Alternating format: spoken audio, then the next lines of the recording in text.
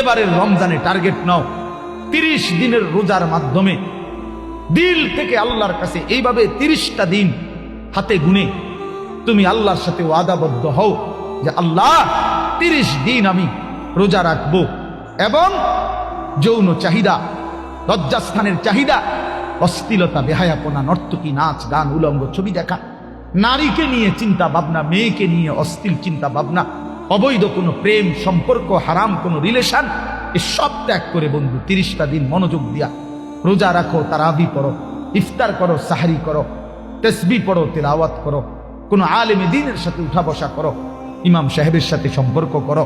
ইনশাআল্লাহ দেখবা আল্লাহ চাহে তো 30 দিনের মাথায় আল্লাহ বলেন লাআল্লাকুম তাত্তাকুন, আমি আল্লাহ ওয়াদা দিলাম মুমিন তোকে মুত্তাকি বানিয়ে দেব, মুত্তাকি বানিয়ে দেব। আর যদি মুত্তাকি হও তাইলে পুরস্কার কি? উইদ্দাত লিল মুত্তাকিন, আল্লাহ বলছেন জান্নাত বানানোই হয়েছে মুত্তাকিদের জন্য।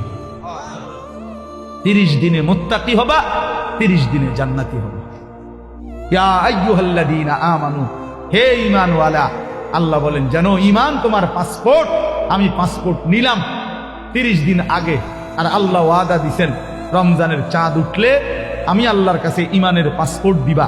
ঈমানের পাসপোর্ট আমি জমা নিলাম, 30 দিন অপেক্ষা করবা, 30 দিন আমার হুকুম মাইনা চলবা। 30 দিন পরে ঈদের চাঁদ উঠবে, সেই দিনই তোমার পাসপোর্টের উপরে জান্নাতের ভিসা লাগবে, পাসপোর্ট এবং ভিসা লাগবে।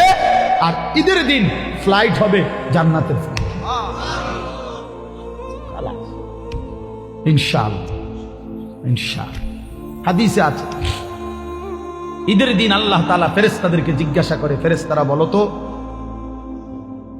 তো ওই ব্যক্তির প্রতিদান কি হইতে পারে যে তার পরিশ্রম, তার হুকুম, তার মনিবের আদেশ পূর্ণ আদায় করছে, যেই কর্মচারী তার কর্ম ঠিক মতো 100 পালন করছে, তো এখন তার বিনিময় কি হইতে পারে?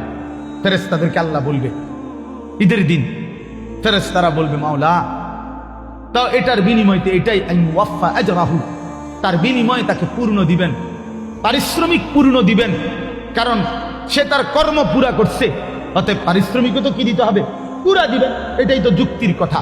তো আল্লাহ তাআলা তখন বলবেন ফেরেশতারা তোমরা সাক্ষী থাকো, আমার ইজ্জতের কসম, আমার জালালের কসম, আমি আল্লাহর বরত্বের কসম, আমার শ্রেষ্ঠত্বের কসম, আমার এই বান্দাগুলো 1টি মাস রমজানে আমার হুকুম পূর্ণ আদায় করছে, আমার আদেশের হক আদায় করছে, রমজানের হক আদায় করছে। আজকে আমি আল্লাহ ঈদের দিনে ঘোষণা দিলাম তোমাদের সামনে, কাদ গাফারতু লাকুম, আমি আল্লাহ আমার এই বান্দাদেরকে মাফ করে দিলাম।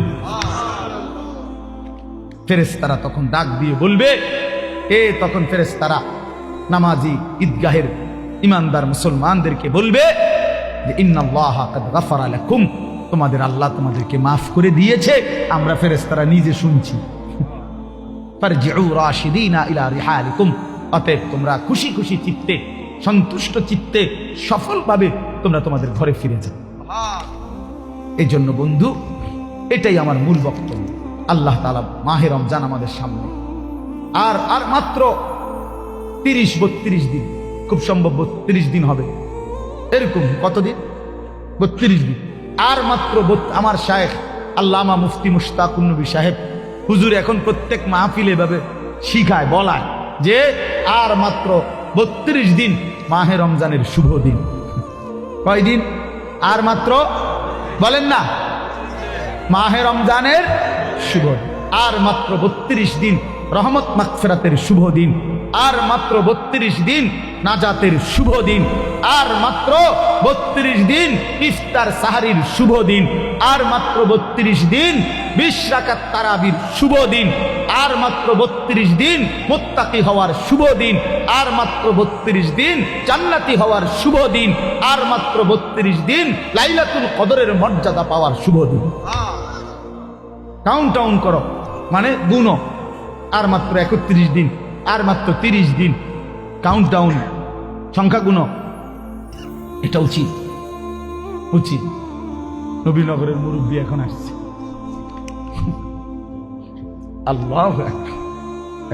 তো এই জন্য বললাম, আমরা অনুরোধ করছি, প্রিয় বাপ, বয়স্ক বাবারা আপনারা, এবার আপনাদের তো আপনারা বলবেন যে হুজুর আমগুলো তো কিচ্ছুই করলেন না, কাল ফুলাইনই করলেন।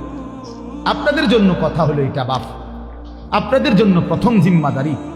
আমি প্রতিদিন এটা বলি, আপনাদের স্ত্রী সন্তান, আপনাদের ছেলে মেয়ের ইমান আমল আখলাক, বন্ধু আমার, বাপ আমার, এদের এই ইমান আমল আখলাক, এইটার সংশোধন, এটার ফিকির, এটা আপনাদের মূল জিম্মা, এটাই আপনাদের মূল জিম্মা। আপনারা দয়া করে ঘর যদি পুরা শেষ করতে নাও পারেন, কিচ্ছুই তো না, আপনারা যদি সোফা খাট পালং পরিবারের সবটা চাহিদা, মনে করেন 4 রুমে 4টা খাট দরকার, আপনি হয়তো হায়াতে থাকতে 2টা খাট ব্যবস্থা করতে পারছেন, তেমন অসুবিধা হবে না, বাকি দুটা হেতে বানাইতে পারবে। আপনি দেখেন বাবা, হেতে আরো সুন্দর বানাইতে পারবে। যে মকবুল ভাই দায়িত্ব নিচ্ছে, নিজে কইছে, তাইলে এই জন্য সে আরো সুন্দর বানাইতে পারবে। আপনি অপেক্ষা করেন, আপনি সাদ্দা না দিতে পারলো সে দিবে।